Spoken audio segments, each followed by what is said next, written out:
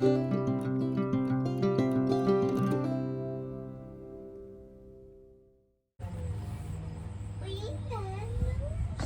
there, friends in the YTPC. It's Matthew, picking and piping. Hope you're all having a good week. Saturday, beautiful Saturday afternoon here. A little bit of a fall, crisp weather today. It's like 61, 62 degrees right now, but this morning, two of my boys had a baseball game and it was in the high 40s. It was nice and chilly because we were right on the lake, and nice and crisp. And two of my kids had soccer games. Now just relaxing, finally having a bowl. Apologize, you might hear some noises in the background. People are cutting their grass around me. My son's on the porch with me, so oh well. So today's video, I'm going to talk a little bit about my affinity for Virginia tobaccos and show you some of the new acquisitions I've made over the last few months of such tobaccos to age a bit and to try. It all started probably this past spring. Mind you, I've had Virginia tobaccos the last couple of years. I've tried them. Straight Virginias I'm talking about. But I didn't like them as much as, say, Vapors or Kentucky Blends. But all of a sudden this past spring I started really liking them and getting into straight Virginias.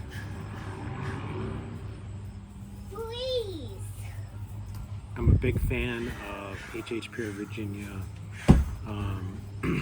L.J. Peretti's Union, no, that's Pete's, L.J. Peretti's Ampersand Flake, Rhythm and Blues, which is a Watch City cigar blend, and the one I'm smoking right now, probably my favorite bulk Virginia, and that is New Minster 400. So I've really gotten into those lately. Kentucky Blends used to be my number one. That's what I would smoke the most of. And I would say over the last few months, especially with the summertime, Virginia blends straight Virginias really have become the most popular for me, what I've been wanting to reach for. My favorite is still St. Bruno Ready Rub, but I was smoking more of these types of blends.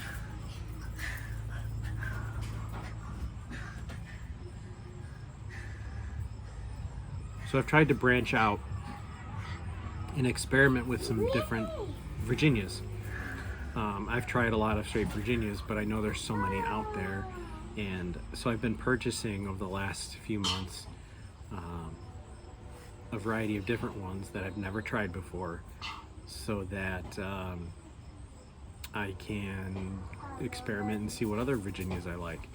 Now, mind you, the biggest thing with what I'm going to show you is I'm not planning on opening any of these until the oldest ones of these I have are 2 years old. Maybe there might be one that's 3. I'd like to give each of them about 5 years of age before I crack any of the tins, but I'm sure 1 or 2 of them I'll crack before then. But I really my goal is to crack tins after they've had a good amount of age of them, because I know Virginias really benefit a lot from a couple years of age. So, and there have been a few others that I've opened that I had planned on opening after that 5-year mark that I've already delved into. I tried recently Seattle Pipe Club's, their first of their signature series line, that Hog's Head. I tried that. It's good. It definitely needs some age, but it's good. And there's another one, but I can't think of it. Oh well. So anyway, without further ado, I don't want to make this video too long. Here are the other Virginias that I've gathered in the last few months. Some of these I've actually picked up previous to the last few months, but These are all blends I haven't tried yet, and I'm sitting on to let my Virginia palate even further. Interlude, which is a regular, kind of a sleeper blend from Cornell and Deal, but I've heard really good things from the people that have smoked it. It sounds good. It's a straight Virginia with a honey topping. Edisto. Gotta thank Roberto Lancero for this. He sent this one to me when it was hard to get these initially when they first started becoming more popular, the low country blends. And I've heard that one does well with a couple years of age. This is one of my older ones. I got this one previously, but I still haven't cracked it yet, and that's Opening Night, Cornell and Deal. It's 2 years old.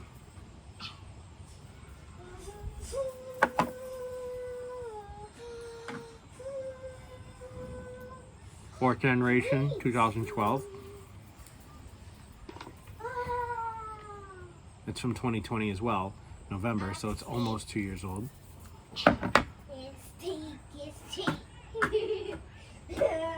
Some other ones that I've gotten recently to try, I've heard about this one for years, and I still haven't tried it yet, but I now have a tin. Actually, I think I have 2 tins. Peterson Flake.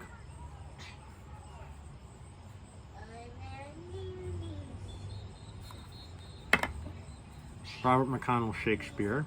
I'm a big fan of Robert McConnell blends, so when I found this one, I just decided to try it, get a tin of it, because a lot of times Robert McConnell blends are hard to find. Excuse me.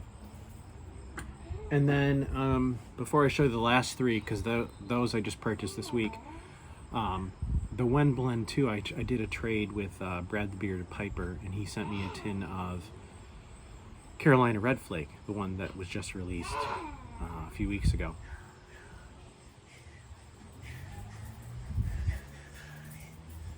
I didn't pull that one out because it's packed in another bin, but that's one I'll probably sell her for a while too. I have tried that before, like a few years ago, at least 2 or 3 years ago.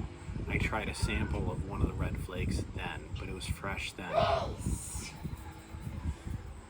So I haven't tried this year's, and it's been a while. So I heard really good things about this vintage.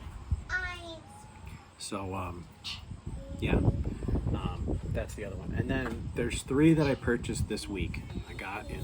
I didn't want to do a separate Yabo. I thought I'd make it a bigger Virginia video.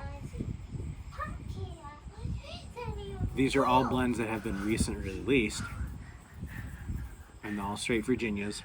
All I'm excited about trying, but I wanted to, again, I'm going to give them some age before I do open them. The first one, Characan. I guess they just came out with their own pipe blends. They have 3 or 4 different kinds. It literally came out a week or 2 ago. The rolls looked really good to me as well. Kind of a homage to Peterson Deluxe Navy rolls or Scudo. But this is the flake. So it's probably similar to Dunhill Flake, Peterson Flake. It says a traditional flake cut tobacco, internationally renowned and comprising of the highest quality Virginias. Virginia leaves, carefully balanced with bronze and heavy-bodied Virginias, finished with a special flavor, providing a delicate spice aroma. So we'll see. It's so new that I haven't really seen anyone review it yet, but I thought I'd give it a try, given my affinity for Virginias lately.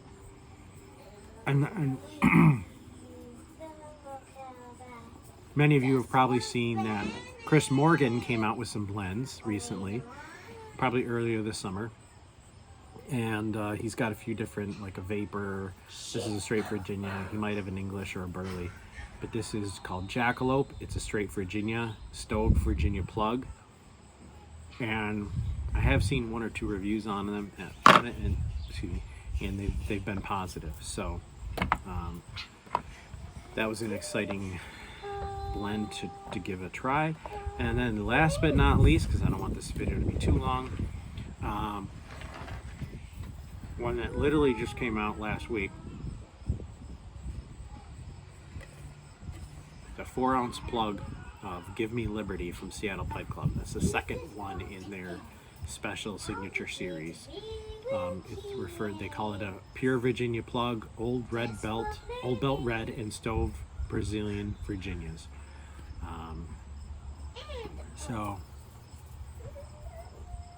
And if you read the whole description, which I'm not going to, it sounds really good. It sounds very like old school tobacco, Virginia tobacco-esque. So I'm excited about that.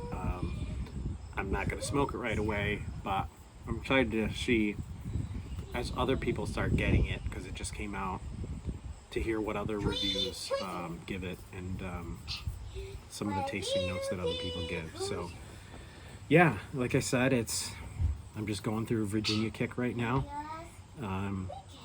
Who knows? A year, 2 from now, I could be into vapors or something else completely. God help me if I ever really get into Englishes, because that's the one. Well, English and Burleys I've never really been huge fans of, but there's a few of each that I like. So yeah, if you have any other Virginias to recommend, please do so. Straight Virginias, mind you. I mean, I've tried others, and I have others that I haven't mentioned on this video yet, but I always am open to recommendations. And yeah, I appreciate you watching. Wish you a good weekend. Hope you enjoy the weather. Stay safe, and God bless.